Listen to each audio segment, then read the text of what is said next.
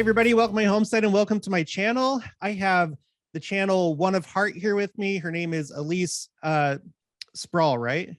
That's right. Yep. Yeah, Elyse Sproul. And she has just started, well, not too recently, but she started a YouTube channel, and she's one of the ones that I want to promote. And so this is the first interview that I'm doing with one of these sisters that are starting some kind of social media account. Really quick, I'm going to put up on the screen here her channel so you can see what it looks like. It's called One of Heart. She is already just up and going. She has a lot of videos up. It looks like right now, like I've said before in previous live streams, like she's going through the different talks of President Nelson since he became president. So we'll talk about that. But I'll put the link for her channel in the description below. I would appreciate it if you subscribed, supported her, checked her out. I know that she has good content that she's putting out. So, all right. So Elyse, so you're in Kansas, right? Yep, that's right. I Go ahead. I just live right outside Kansas City. So just south in the suburbs of Kansas City, kind of about 40 minutes from Independence, so close to Missouri. Cool. That's a good place to be. I really think that that's a good place to be so close to where it's all going to be happening. It's right. exciting. Yeah. Yep. Just kind of in it. So yeah. Yeah. Great. Have you always lived in Kansas, or are you originally from here? No, I'm from Utah originally. Okay. So I was born actually in California, but grew up in Utah, lived there most of my teenage years, adult life.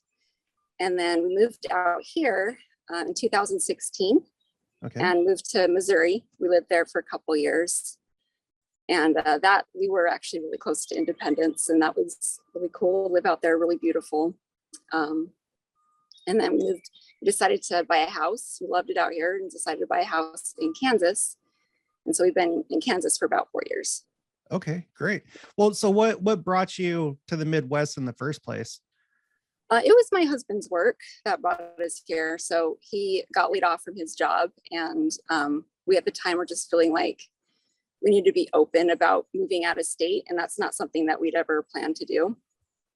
And because all our family's there, and that's where we both grew up there, and that's kind of where our comfort zone was and everything. So, but we were kind of just feeling like when that happened that we just needed to be open-minded about living somewhere else potentially. So he just kind of put his resume out everywhere, and this is the place that stuck. And so we prayed about it, and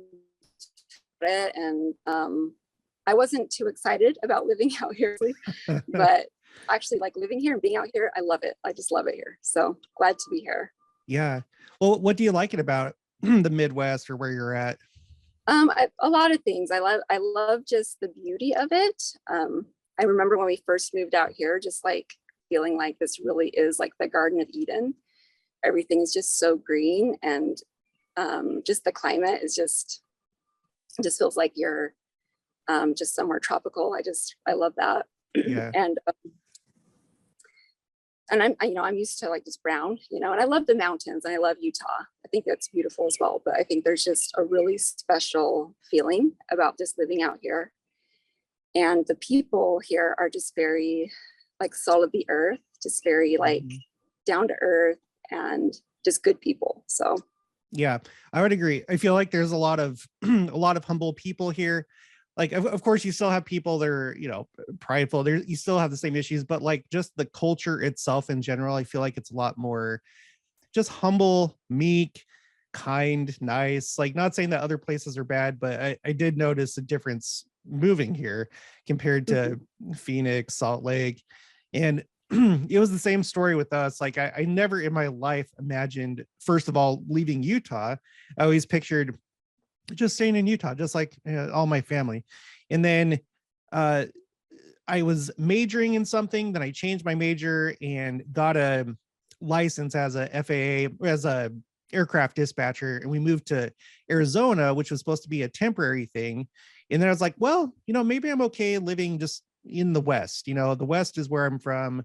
I like it here. And then joined the army, which was unexpected, went to Texas, and that was kind of my first exposure to, I don't know that really Texas really is ever considered the Midwest, but it's more, it's, it's Southwest, South. It's more like the Midwest than it is like Utah.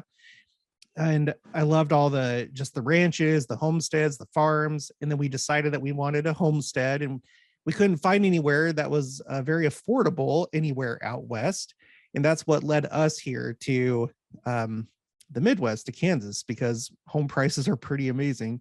And I think I've said this on the channel before, but I really do think that the Lord is leading a lot of people here in natural ways, because there's a lot of stories like yours and like mine. There's people that I personally know that have come from the West. They're moving toward the heartland, and I can't help but to think that maybe that's all kind of inspired. So like after you moved here, did you think about just kind of the implications of that, of like, wow, we never expected to live in Missouri, but maybe it's part of the Lord's plan? Like, did you ever talk about that with your husband? That occurred to me probably like 2 years ago or so, kind of like when all this crazy stuff in the world started happening, and my mind kind of got turned towards like the Savior coming potentially like soon. And I just realized like, wow, maybe like there's a real purpose that I'm here now, and that so many saints, like you said, a lot of people that I've talked to, like in my ward or state, in Missouri or here, not a lot, but a few, have said that they just felt inspired to like move out here. And it was just something where they never really thought that they would ever leave or whatever, wherever they were living, but they felt prompted to just move and be out here. So, and I've heard people say that from here that to other places as well, because we just need, saints everywhere. So, but yeah, I think that maybe there is something to that. Yeah. To people moving out here. So yeah, because you're right. I think that the call is still to just gather to Zion where you live, but at the same time, I can't help just to notice a movement of people. It seems like there is maybe some that are kind of like headed inland, or more to the heartland and closer to where New Jerusalem is going to be. Right. You said that you were kind of like a couple of years ago turned on to the second coming and being close. Like what's the story with that? How, like, what's your overall view of the second coming, and how did that start up a couple of years ago? I mean, it's something that I've always had interest in and have thought about. But I think just with everything that happened in 2020 and just listening more intently to the talks that are being given, it's kind of like becoming more of a reality that this could happen like soon. And so it's just been something that's on my mind a lot. And then listening to the devotional at the Kansas, Oklahoma devotional, and listening to Sister Nelson speak. And then when she asked us to read all of these talks and to study these talks, that's something that came to my mind, is that I bet it's because he talks so much about the second coming and the gathering of Israel. And I think she's telling us like, hey, like this is what you guys need to be focused on right now. So yeah, because she's right there. She's witnessing it firsthand. She has like the best view in the house of like what's going on right now. And yeah, I think that she probably might be concerned that a lot of people aren't really catching on to all the things that President Nelson is saying. Now, on your channel, now I started to do like a playlist where I started to go through all the talks, but like I haven't finished it yet, and I'm sure I'll get back to that at some point. But I noticed that on your channel you are going through all the talks, and so what have you pulled out of that? Is there like anything interesting that you've found out, or like any impressions that you have from going through all of his talks? Yeah, so just a lot of themes that are repeated over and over again. And so like with the second coming, for example, one thing I wanted to do was like count how many times does he explicitly mention the second coming in his talks. And so he's mentioned it 12 times, where he's actually said, excuse me, where he's actually said like the second coming, and we need to like prepare for the world for the second coming, right? Like that's kind of our duty as saints at this time. And so he's brought that up 12 times explicitly. And just like all of his talks, if you go back, it's 31 times that he's talked about that. So it's something that's clearly on his mind. And then, of course, gathering Israel is something that he just talks about all the time. Temple covenants, being on the path and going to the temple, getting sealed, like making sure that's done. That's very important. So he talks about that a lot.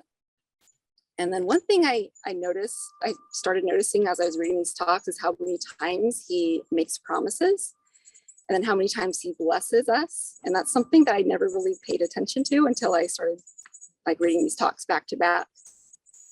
And if you go through a lot of these talks, if you like scroll to the end and just read like the last couple paragraphs, a lot of times there are promises and there are blessings.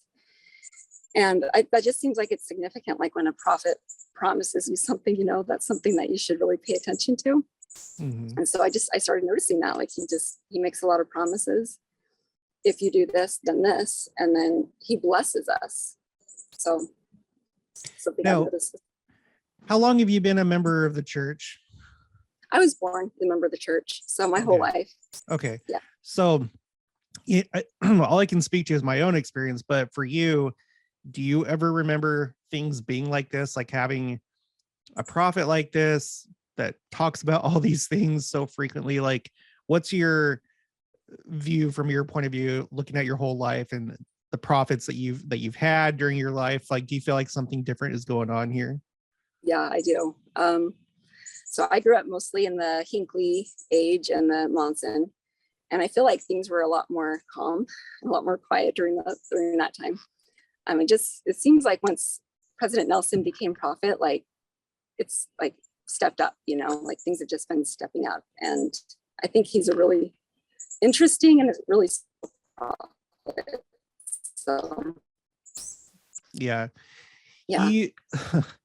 He's kind of amazed me. Like at first I didn't know what to think when he became a prophet. It felt like it felt weird, I guess, maybe just because, you know, you don't change prophets every day. So there was like a period of like getting used to him. But as like time went on, for me, I was just like, wow, okay, something is going on here. Something is distinctly different than before. I know President Monson, he was great. He was wonderful, but like, and I know that he also received revelation. Elder Bednar talked about it when he was talking to some CES people, how when revelation is received by the brethren, it's not necessarily implemented right away. Sometimes it doesn't come out until months or years later. Sometimes it's a process. So I know that there were things going on during President Monson, but from a spectator's point of view, it just felt like it was a very quiet time. And then all of a sudden things just took off with President Nelson. And let me get your opinion about this. I've heard different things like in the comments. What do you think about his health? Do you feel like he's going to live for a while? Do you think that he's going to be the prophet of the second coming, or what's your overall feeling just about his age? It sure doesn't seem like he's going to slow down anytime soon. He is very old. He's going to turn 98 this year, which is amazing. Like, he does not look that age. He does not act that age. Yeah. I don't know as far as if he's going to be here for the second coming. I don't know.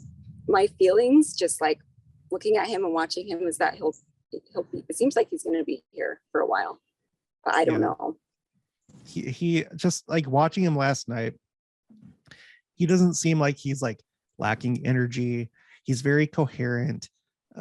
If I didn't know him, if I was just some stranger and I was just like watching him for the first time, I'm not sure that I would have guessed that he was 98. He just looks really, really good. I know it's, you know, just kind of speculation, but do you have like a general time frame in your mind when you think the official second coming would happen? Like, do you feel that it's soon or that it's far away? I don't know. This is something I thought about a lot. And my mind kind of goes back and forth about it. I think within the next 20 years, like, that's kind of just how I feel. I think we're going to see a lot of amazing things, you know, in the years leading up to that. But yeah, I think it's definitely going to be in my children's lifetime. And I think it's probably going to be in my lifetime. So yeah, I wouldn't be surprised if it was. So with your channel, what prompted you to start that? And so like what all are you going to focus on, and what's what's your plans for the future of your channel? yeah, I started a channel about a year and a half ago, and it was more focused on like health. And like if you go back on my playlist or on my videos, I've got some early videos of just me talking about, like, I've got MS. So I kind of just talked about that and about some of the health issues that I've had, and just ways that I use kind of more natural means to help support my health and stuff like that. Mm-hmm. But then I also wanted to incorporate like my testimony and the gospel into those videos as well. So I kind of started doing that. And then things improved for me, and I just kind of stopped making videos. But it was just kind of always in the back of my mind that I loved being able to just like share my testimony on YouTube like that. And just because the season that I am in right now with my life is that I am at home with my kids a lot. I'm not really out in the world a whole lot. And I kind of feel like my sphere of influence is pretty small. It's just like the people I talk to are mostly like members of the church in my ward and things like that. So to me, it was like a way to like broaden that sphere of influence and be able to connect with more people and just share my testimony. So that was just kind of on my mind, that I wanted to keep that going, but I wasn't quite sure how to do it. And you're actually one of the channels that sort of inspired me to like just find something, you know. And you were talking about like, if you have any inclination or desire in you, you should just do it. And I'm like, okay, maybe I should. Awesome. And so that was something in my head. Like, I want to maybe talk about conference talks or kind of break down talks. And I like hearing other people's thoughts about, you know, what the brethren are saying and things like that. And I was sort of going through these talks from President Nelson, and I thought, well, maybe I'll just like make some videos, and I'll just kind of like, I'll write down my thoughts, I'll go through these talks, and I will make a video and talk about my impressions. And so I just started doing that. And my goal was to do, he said 31, well, Sister Nelson said 31 talks.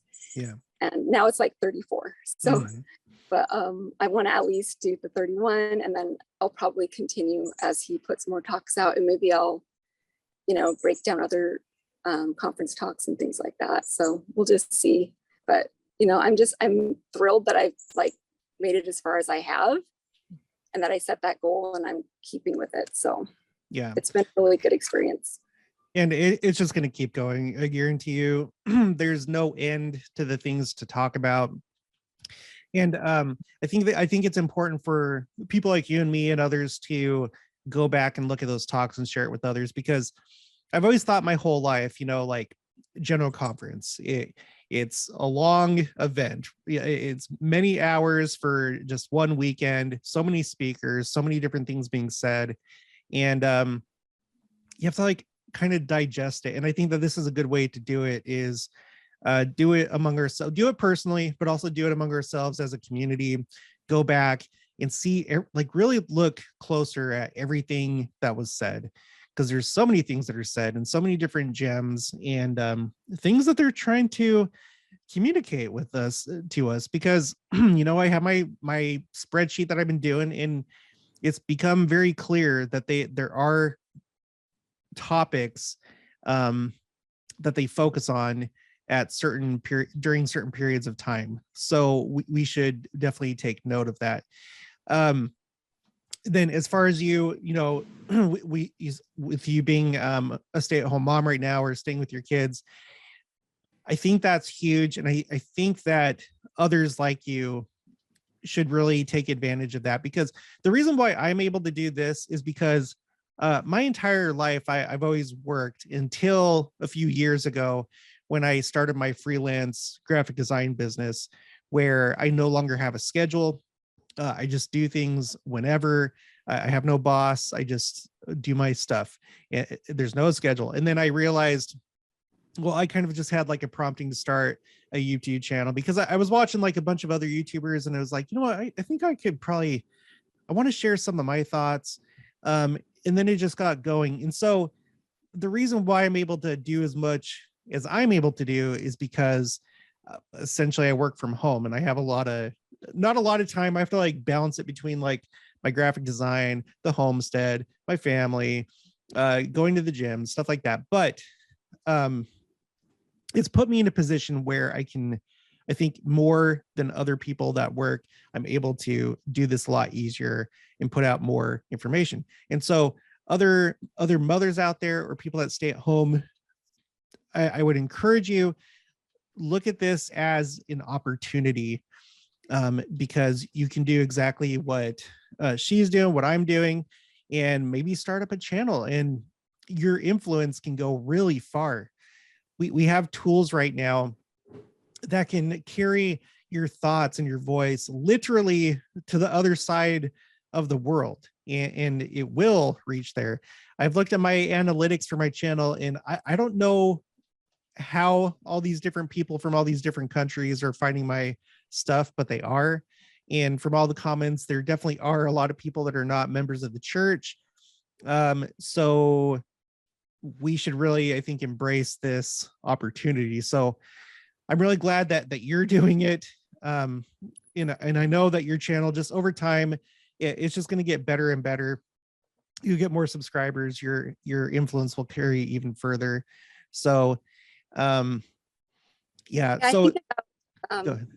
the scripture that Alma talks about, or in Alma, it talks about being able to have the voice, how he wishes that he had a voice of a trumpet or like the voice of thunder so that he could carry the message throughout the world. And I kind of feel like in a lot of ways that's what we have here, using technology, using YouTube and things like that, is it amplifies our voice, and we're able to speak with the voice of the trumpet, and it can go to the four corners of the earth, and more people can hear the message and have exposure to it. And so it's a great blessing. Yeah. And it can reach, like we talked about before in the channel, it can reach countries where currently the church does not have missionaries, or places that's closed off to missionaries. So this probably fulfills prophecy, being able to share things online, social media, just being able to access people that before were inaccessible. So did you catch the blood moon last night? I did, yeah. You had clear skies. We had, yeah, pretty clear skies.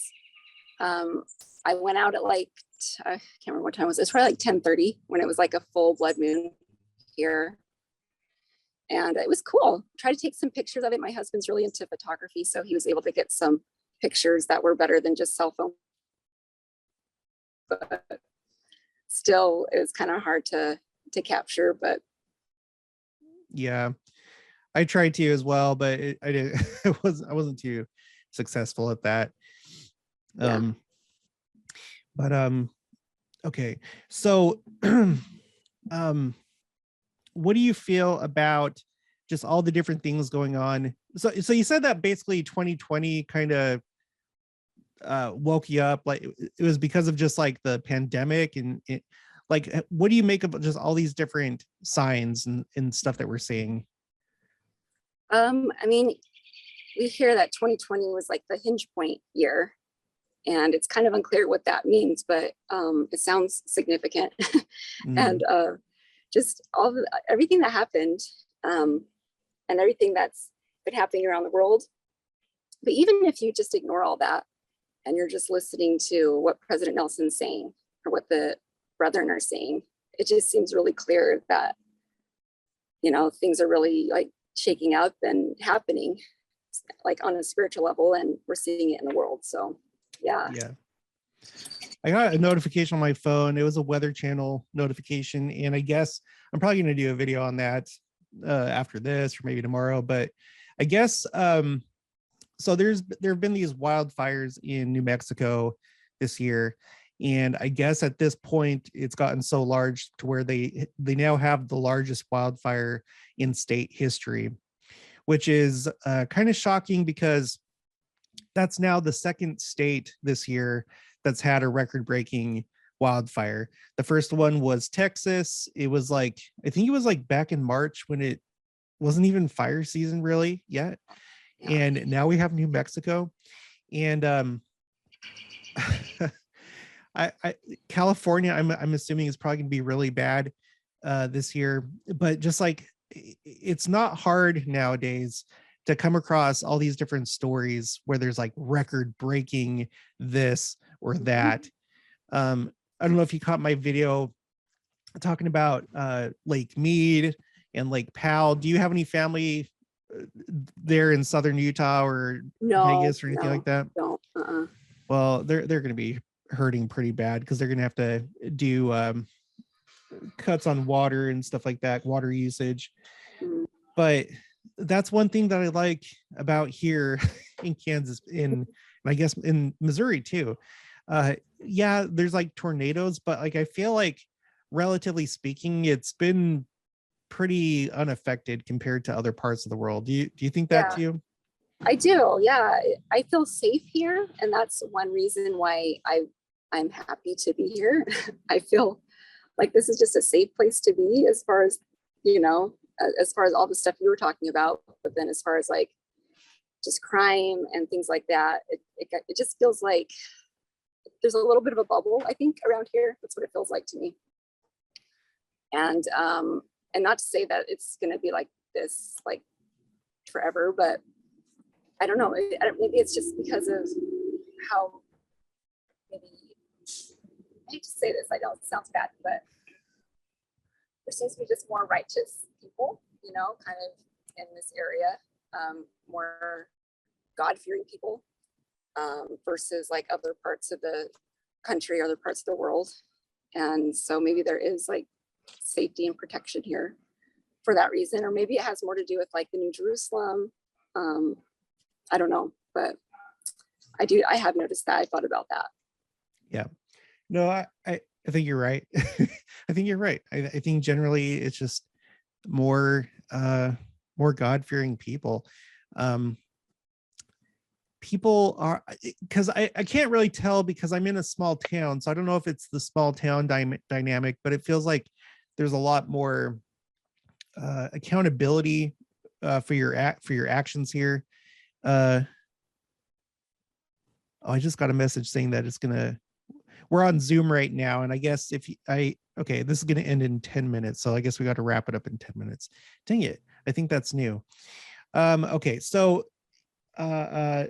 yeah, so here where I'm at, I feel like there's a lot more like accountability. Like people aren't as daring. There's just a lot more courtesy, a lot more caring for others. I don't know if it's like this up where you're at, but like whenever you're driving, everybody waves to each other like as you're driving by, and that's not something that I'm used to at all, but it's like that's like a thing here. Is it like that where you're at, or is that just like a small town thing? No, I think that must be more of a small town thing. I haven't noticed that. I think the drivers maybe are a little more courteous. My husband says that all the time, that's something that he noticed when we moved out here. But I noticed like going on walks and stuff, people always, we always acknowledge each other and say hi, and that's nice. But that's good to hear. Yeah, I feel like it's easier to like start up conversation with just strangers here, whereas like I don't know, I feel like back in Phoenix and Salt Lake it's a little bit more becoming more and more like New England, where it's like, who are you? Do I know you? Maybe people just kind of in their own world and not really wanting to see other people or engage with outside of yourself. And so I noticed that here is that people seem to be a little bit more willing to engage with you and just make small talk and things like that. So yeah, well, so I'm glad that you're doing what you're doing. I think that it's going to bless a lot of lives. I mean, everybody just being a disciple of Christ, you affect other people around you. But like you said, this is like a way to amplify that. And so I'm glad that you're doing it. I hope that more people do it, because we're already inundated by so much from the world that we should take a stand and give people other options. As far like, you want to spend time watching YouTube or being on social media, well, we'll give you more options so you can listen to wholesome sources of information and think about things that actually matter. Yeah. I um think also it's a way to kind of combat that without being contentious. Because we'll say maybe a person had something show up in their feed that was anti-church, and they don't know anything about the gospel or about our church, and they watch it and they kind of have this idea in their mind what the church is, but then something else shows up that's maybe a video that I put out or that you put out or something, and that gives them a different perspective. And it's a way to kind of combat what Satan's doing in a way that's not contentious, but it's just like, hey, here's the other side, and here's this is something you should listen to. So yeah, for sure. Because not that I've like been perfect with it, but when you avoid debating or being contentious or whatever, then people's walls don't, because like when you start like arguing with somebody, a wall instantly comes up and there's no getting through that wall. And it's really sad whenever I see like on social media people having these little debates in the comments, and it's like it's not going to lead anywhere. You're not going to convince that other person. It's more about being open, being kind, and you get, what is it? You catch more flies with sugar than vinegar or something like that. Yeah. So yeah. If we can do that on social media, be kind, be loving, and let them feel the spirit. They'll feel a difference like looking at us compared to other channels that are combative or whatever. So with the spirit. Yeah, for sure. You guys have any fun plans for the summer? Are you going to do anything around the Kansas City area? We're going to go actually back to Utah to go visit some family. So there's lots of stuff to do here though. We got Worlds of Fun passes. I don't know if you've been there. Yeah, I went there last year. Yeah. So we'll probably do that a lot. There's just like lots of just museums and things to do with the kids. So we'll probably be finding things to do and then just going to Utah, visiting family for a few weeks. So it'll be good. Yeah, that's good. Yeah, we're wanting to do a trip both to Utah and to Vegas. We're probably going to go to Utah first and then Vegas later. But I think about my family in Vegas, and it's just like, it's scary because of the drought situation. And like I was saying before, because of the water levels, they're at like historic lows. And sorry, kind of going back to this subject, it's like, I was looking at, there's this like website that shows, it like keeps track of water levels of like different streams and stuff like that. And it's really bad out west. Kansas is pretty good. Missouri is like the best. Like all the streams and rivers, they're like at a good level. And it's just like, if things get really bad in the future, if there's famine, if there's whatever, I think you'd much rather want to be in a place like this where things grow a lot easier than like in a desert. You know what I mean? So yeah. I think about, do you have a garden or anything like that? I have some planter boxes, and I'm not very good at gardening, but it's something that I want to do and something I want to get better at. And so that's actually a goal I have this summer, is I want to plant a garden. So awesome. Yeah. All right. Well, there's only a couple minutes left. Unfortunately, this must be new. It says I need to upgrade to Pro to have more time. So anyway, well, thank you, Elyse, for joining me today. Everyone, please, like I said, I'll put the link down in the description below. So please hop on over to her channel, subscribe. Do you have like an Instagram or anything else, or is it just YouTube for now? No, I just do YouTube for now. Okay. Yeah. All right. So she's going to be another good resource if you just want to listen to good gospel content. She's going over the words of the prophet and general authorities, so you can't get enough of that. And I can tell she has a sweet spirit. And if you're wanting to, if you're a Midwest Saint, and you want to listen to Midwest Saints, then there's me, there's her. So again, thank you for joining me today. And thank you. I really appreciate your time, and it was nice to talk to you. yeah, of course. And I'll talk to you. Okay. Oh, sorry. Let me do my closing. So if you guys haven't already, please make sure to subscribe to both of us. Leave your thoughts and opinions down in the comments below. Also make sure to share this with anyone that would find this interesting, and I'll talk to you guys later.